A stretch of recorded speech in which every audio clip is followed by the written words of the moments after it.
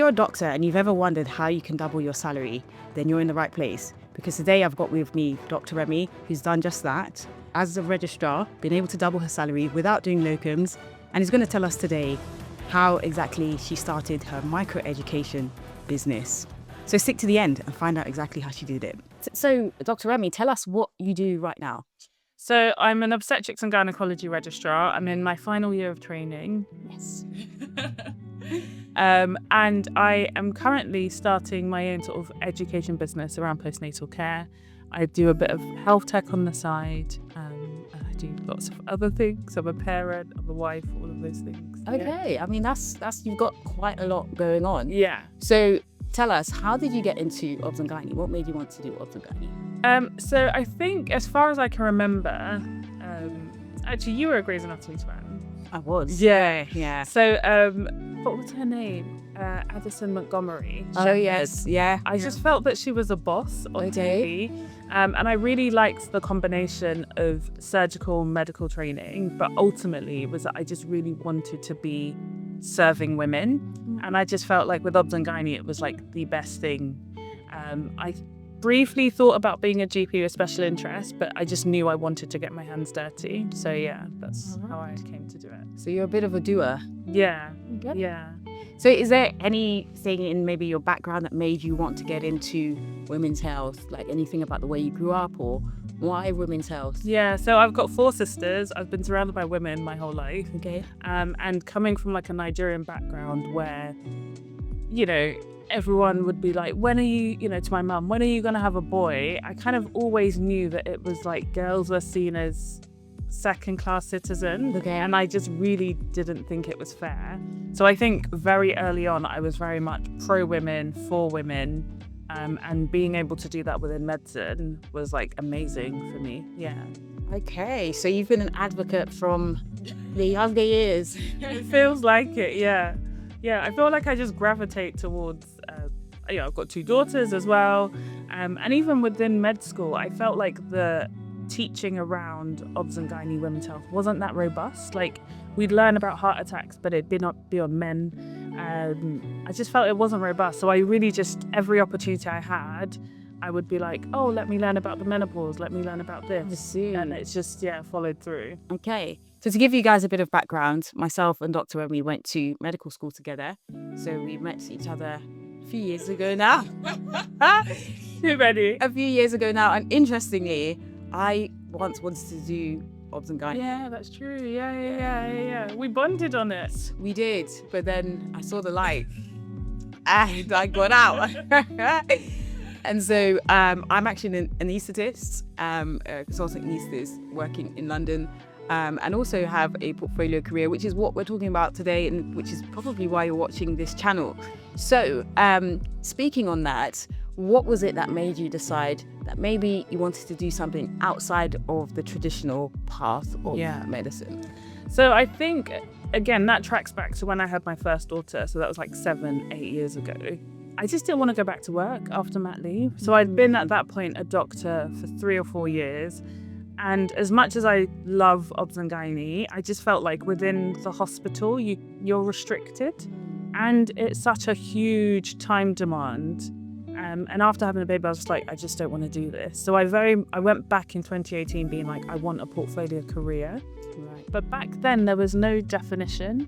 So it was like, oh, I might do some research. I was like, oh, maybe I'll do a public health master's and do some policy work. And then I found that I would like really explore at that time, and there was just nothing there. And then got into work, COVID happened, and that kind of just, fizzled out a bit. Yeah. Okay, so in your mind, when you thought, I want to do something different, the first thought, and this is very, very common, the first thought was, let me go and do another master's or another degree, spend more money on a piece of paper. I get that. To be fair, I get that all the time with clients I work with. I myself I've graduated 4 times. So I completely understand. So what was it then that really, because this is 2018 and we're 2025 now. So what was it that really triggered it for you? Or just to give you more context, we've actually worked together in terms of consulting. So Portfolio Launch is a microeducation business that I have, where I help doctors like you like launch your portfolio career and understand the skills that you have that you can monetize. So what was it that made you take up my services? Yeah, so I think, so again, it fizzled out. And then I was coming up to maybe 2022. I went through careers coaching separately. Okay. The one that the deanery would pay for. And again, I wasn't satisfied. I didn't really have an answer, because it's really hard, I think, to tell a doctor that maybe this isn't for you. And then I went through my exams, and then I was like, actually, I just need more money. I'd been working part-time, and I was like, I actually just need to make more money. And then we bumped into each other at Oxford Street at like some eatery. Oh, yes, we did. Yeah. And I was like, at that point, I was like on YouTube, I was watching videos, I was trying to figure out how I could make more money. Our mortgage had gone up, we then had 2 kids, my salary hadn't changed. And then I was just like, okay, let's talk. Let's see how I can become a personal brand, put myself out there, and start making extra cash. Okay. Yeah. I completely forgot about that encounter, but remembering that, I remember speaking with you, and in my mind I was like, I can help you, like. Yeah. And I didn't. If I'm being completely, I didn't even like think of. I just thought, yeah, I can help you, and let's do this, and you trusted me. Yeah, thank you. And how's that gone for you? Has it paid off? It definitely has paid off. I think that like even having the accountability, going through the sessions and trying to figure out my clarity statement, what would work for me, what do I truly enjoy, and what could I help others. It was definitely around that time that I'd started my first YouTube channel. I was posting on LinkedIn so much. Applied for a part-time role actually through LinkedIn at the time, which I got, which was really good. And I was responding to incoming. So someone was building sort of a sex tech company, and they approached me, and I was like, well, actually, from the skills that we learned about, I need to monetize. I can't be doing things for free, which I'd been doing in the past. I was unable to make extra cash from that. So I think it was like meant to be, because it's very easy to be like, oh, how's work going? And I didn't have to be open, and you didn't have to follow up. So yeah, it was great. And I really enjoy the fact that we just aligned at that point in time, because I say this all the time, and some people think, what is wrong with you? But I truly believe in alignment, and I think when things are the right time, everything just falls into place, and it just makes things easier. And luckily for us, it fell into place. And you're doing really well. And as somebody, who I've been able to work with closely in that realm, because the thing is, when you're friends, it can be a bit like, oh, how is this going to work? In that arena, but I don't think it affected us at all. No, I think I was super honest and vulnerable, and just respected your position at that point as my coach, and knowing that I needed, because it's also really easy to be like, oh, I know it all. What are you going to tell me? Because again, we've known each other since we were like teenagers, probably. So in my head, I'm like, what could you tell me differently? But I respected that. No, you're my coach in this. And yes, sometimes you have the information, but you don't know how to like put it into action. And I think that's what I was able to get from our sessions. Yeah. Okay. Good. And so so a lot of doctors feel like, a lot of doctors that I speak to, they say, oh yeah, I really want to do this, but I'm just really tired and I don't have time. And, I've got, shifts to do. I've got to get through my exams. I need to go through ARCP. What would your advice be to them if they're feeling that way? Or what would you say helped you to get through that? So I think I was quite bullish, because I was like, I need to make an extra amount of money. Okay. And I had ARCP in the background. I had my kids, going, like all of that stuff was still going on. I was working 80%, if not a bit more at that time. And I was experimenting, but it's because I was bullish, and I was like, not only do I need to make money, I need to figure out how a portfolio career actually looks like for me before I CCT. So in my head, I also had a deadline. Okay. But then I think even just, what were we doing? Like an hour a week or an hour every other week? Something like that. Yeah. It was just making sure that I had kind of done the work. When it was like, why don't you read this book? I would listen to a book on Audible on my commute. So then that doesn't take any more time from me. And I just had systems. I think that if you want to do anything badly enough, you'll get it done. And I caveat that to say that burnout is real. And I think when it was getting too much, I took a break. But all the work had already been going on in process. Yeah. No, I agree with that. I do think that does come down to priorities. I've gone through burnout myself, and like you said, it's not cute. It really isn't. It's not cute, but you want to just take a step back at that point, and reassess. But I think that if you again, in my experience, if you feel like you don't have enough time, I actually have a video on time management. Okay. So I'll pin that and you can check it out. But when you feel like you don't have enough time to do something, the question that I usually ask is it your priority? Yeah. If it's your priority, then you will have time. If it's not your priority, that's fine. And then you won't have time, but let's focus on the priority. Yeah. I think that tends to help. Yeah. And I think things are seasonal within medicine, right? Like, you're not doing ARCP all the time. True. So if you know that your ARCP is coming up, so I had an important one in Feb, so I didn't do anything really that was external to that, because for me that was an important ARCP to get through. But then I knew that once that was done, I was going to pick it back up. So yeah, I think it's okay to be like, okay, this is getting too much. Let me clear my workload and come back to it, which I've done at some points. But yeah, you're right. If it's not a priority, then it's not going to happen. It's not going to happen. It really isn't. And I think as well, it was more about, I think you got me to think about this, like, what is my why? Like, what am I actually optimizing for? And my biggest thing was time freedom and, one day location freedom. And I don't think you get that by, pussyfooting about. Like, I think you genuinely have to be like, this is the goal I want. And like, we went through med school, right? It wasn't easy. You knew that you had to pass your exams. You knew that you needed to tick boxes for specialty training. In my head, it's the same energy. Like, if you know that you want time freedom, what are you going to do now to get that? Absolutely. So you had a goal in mind, essentially. You went for that goal. Yeah. And I agree with that. I think you were definitely a go-getter.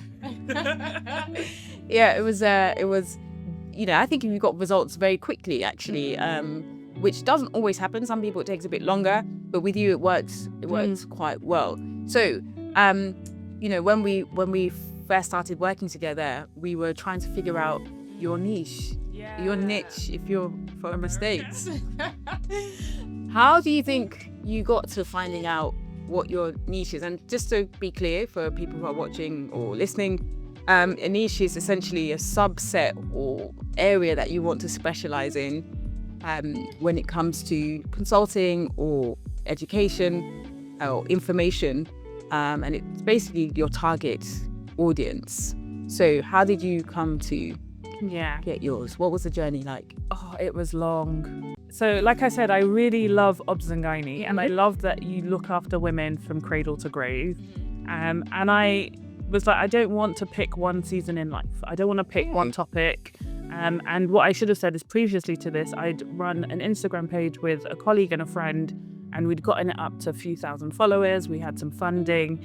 And every time I was thinking, like, what is the target audience? But I was like, no, but I want to cover obstetrics. I want to cover gynae.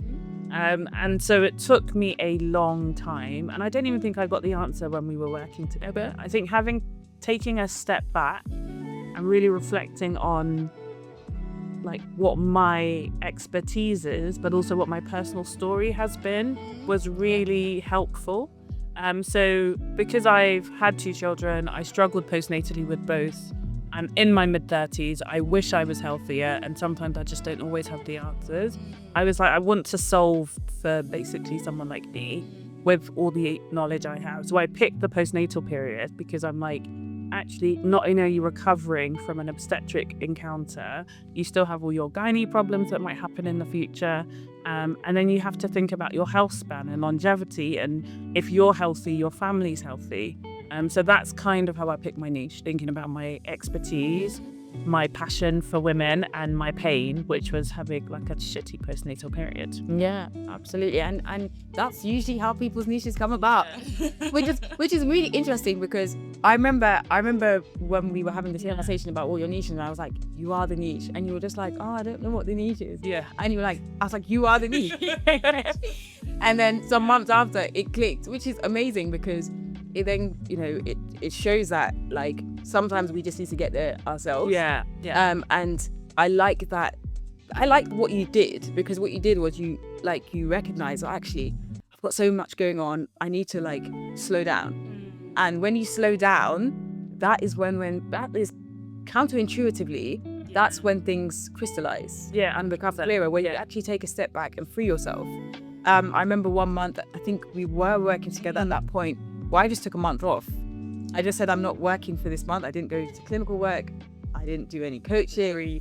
I was just chilling and, relaxed. And then because I was relaxed, I felt like I can be more in touch with myself, what I wanted, what my vision was. You just get clearer on stuff. But you only get that from letting go. Yeah. Ironically. Yeah. Whereas as doctors, kind of feel like keep going, go, and then it will get clearer, but it doesn't. Actually, you need to let go. Yeah.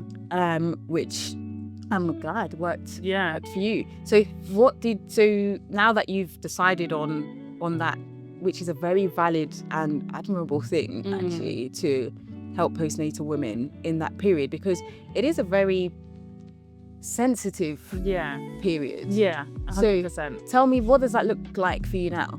So at the moment, it looks like education on YouTube, and focusing really on YouTube first. What's the name of the YouTube? So the YouTube channel is Her Health Room, and the idea is that you need to make room to thrive as a mother. So you need to come to the space, get healing physically, mentally, and socially. So the topics I'll be covering will be across those three.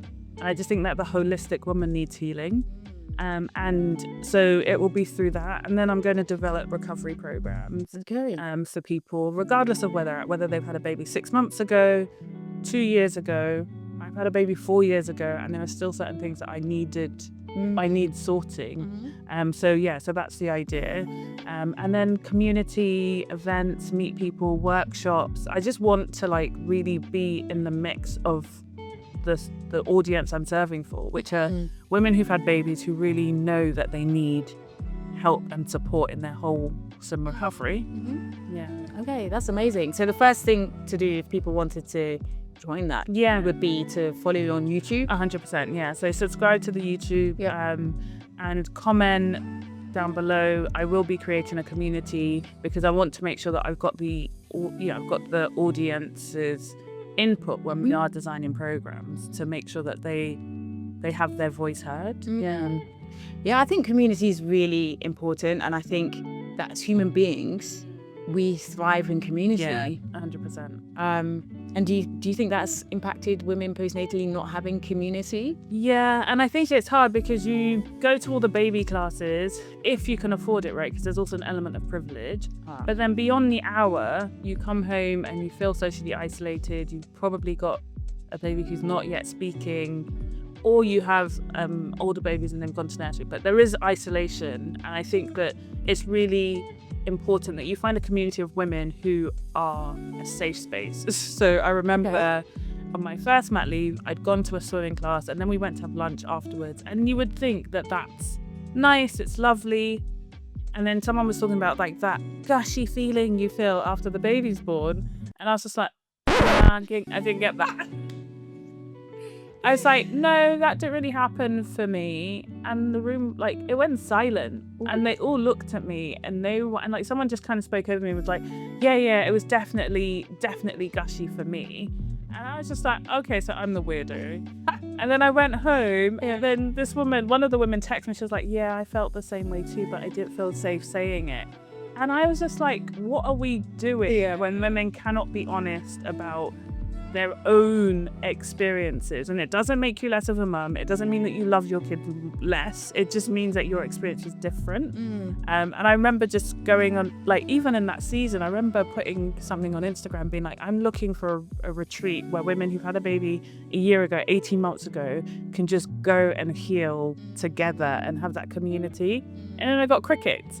And it's crazy because when I was thinking about this idea, I was going through my archive stories and I was like, that was 7-8 years ago. And now I might be the one to build that. Yeah. I think you will be the one to go. Yeah, I You will hope be so. the one. That's the language we use at work. Yeah. You I will be the one. To you build will it. be the one to build it. Yeah. Absolutely. And I think that's incredible. And I think one thing that I really enjoy about doing this with people is that imagine if you just stayed in medicine. Yeah.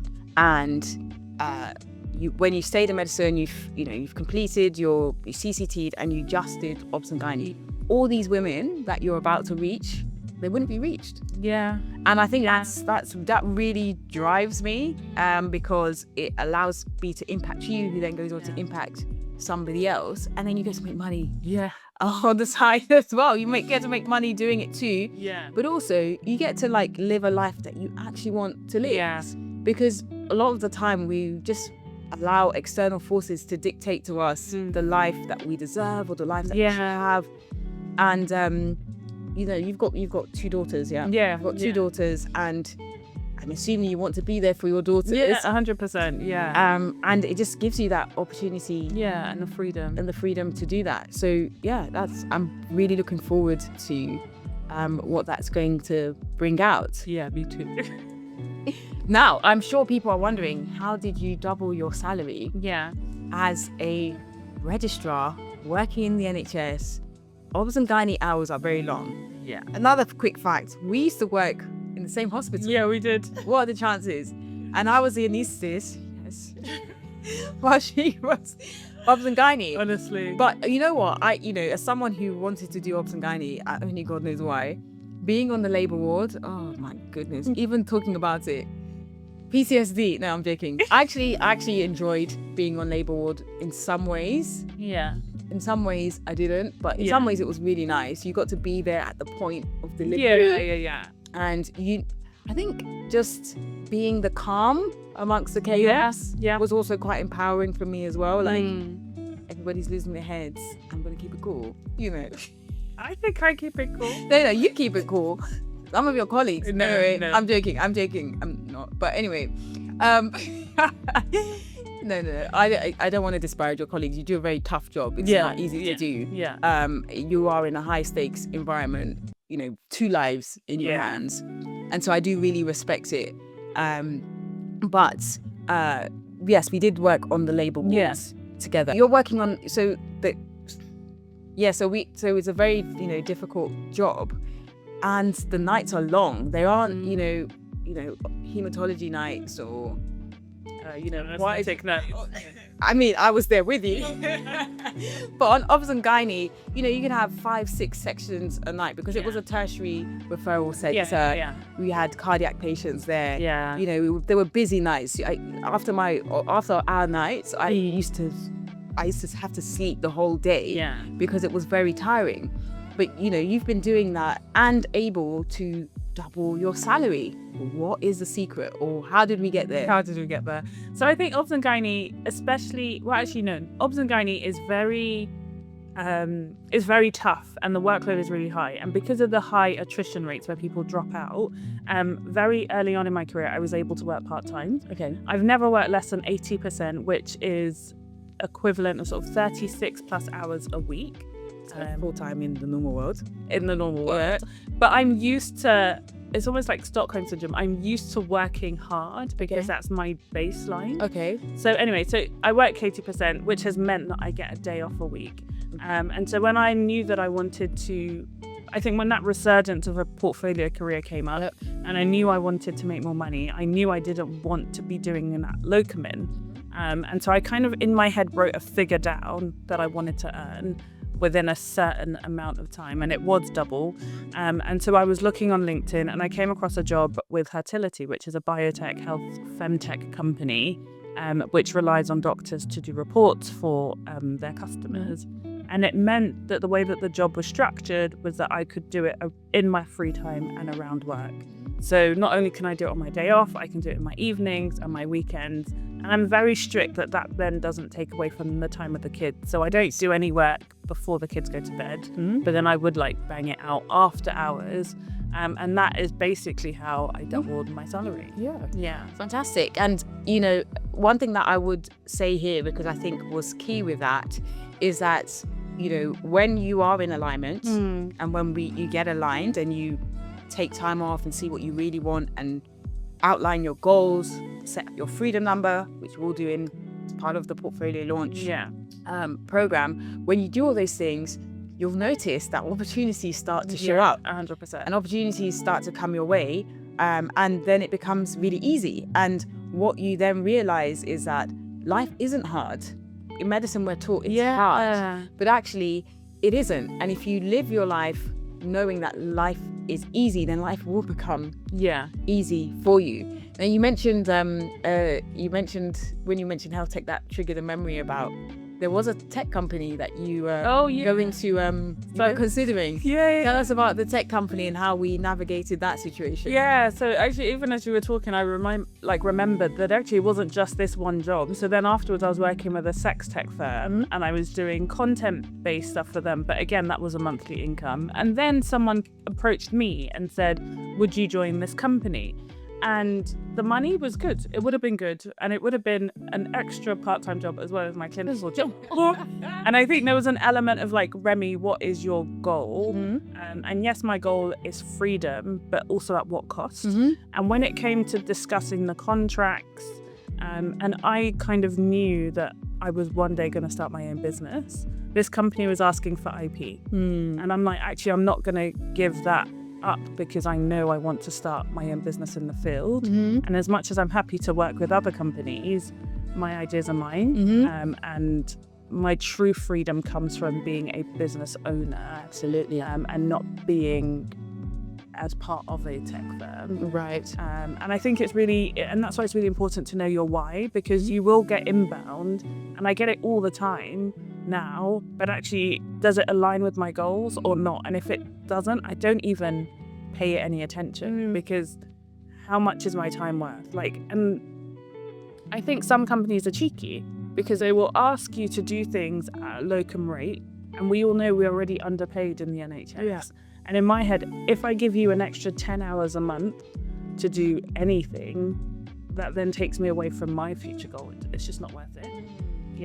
So you've said a lot of things there, because first of all, you've told us that if you don't know what IP is, intellectual property. So this company wanted you to create content for them, but then they would own that content that you have created.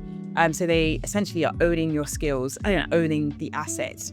And if you've watched any of my videos, you know that assets are where income comes from, or where wealth comes from, and you want to own your own assets. And we went through the contract together, and we were like, red flag on that. And you know, I think one of the key things to highlight here is that you used the skills that you already had as a O&G registrar to get the first job with fertility, and then get this content job with this sex tech firm, and all the inbounds you have from as a registrar. Like you haven't had to go and do another public health degree or anything like that, but you have had to recognize the skills that you have and use them to literally double your income. That is applause,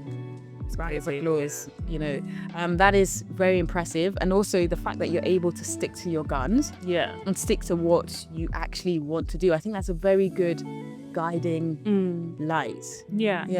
But I think again, it's because I feel like I have clarity and I have alignment. And also I think once you have those things, you learn to trust your gut. And if it doesn't feel right, you just don't do it. But and I think I'm a bit of a philosopher, and I think that generally speaking, the way medics are trained, we are trained not to trust our gut, not to trust ourselves, and to interrogate what is actually happening, interrogate evidence and so on, which is good for the setting of medicine. You want to be risk averse, you want to make sure that you are not just acting on your bias. But I think with anything, it will spread into other areas of your life. And so you might not start to trust yourself in your decision making in other areas and so on.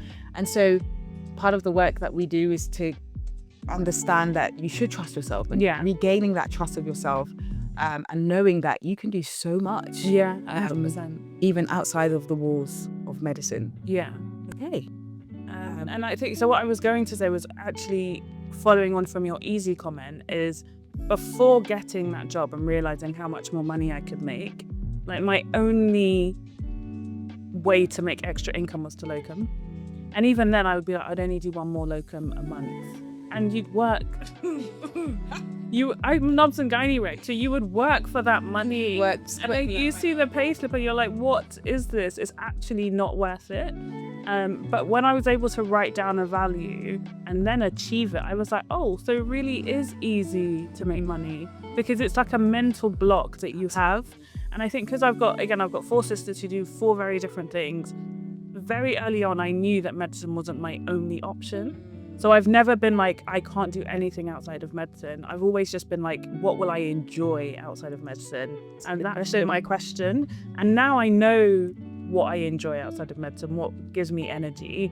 I'm now like, okay, I can't wait to go for that. Like, go grab the bull by the horns and keep going. And I think the problem with medics is that we think it's either all or nothing. Right. And I'm learning that actually with a portfolio career, you genuinely can have both. And then you're at work less, so you then have the energy to then do your job properly when you're there. And like, I am tired of seeing burnt out consultants. I just don't want to be that. Right, absolutely. And that's amazing. And I think what you said there was key, like you've made this money without locuming. Yeah. And you know what? I'm glad that you said that, because I got to a point where I literally said to myself, I am just not going to locum anymore, because it felt like I'm doing all this. I'm already working hard, right? And then to make ends meet, I have to even work harder. Yeah. And then you expose yourself to more risk because you're at work more. And then when you do go back to your normal job, you're more tired because you've just gone to locum. Yeah. And then the pay, when you take off the tax and the national insurance, it's like, I'd rather be in bed, you know? And especially because I experienced pre-IR35.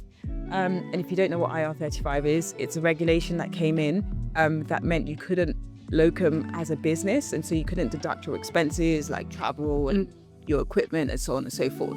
And so it meant that the real term pay was pretty much slashed in half. And also it might set you up for the 100K track. Or of course, losing your And I think that it's just something that you're told is normal to locum. And I think it genuinely, now that I've come on the other side, I'm like, it really isn't worth it. Like, you would have to pay me a lot to locum.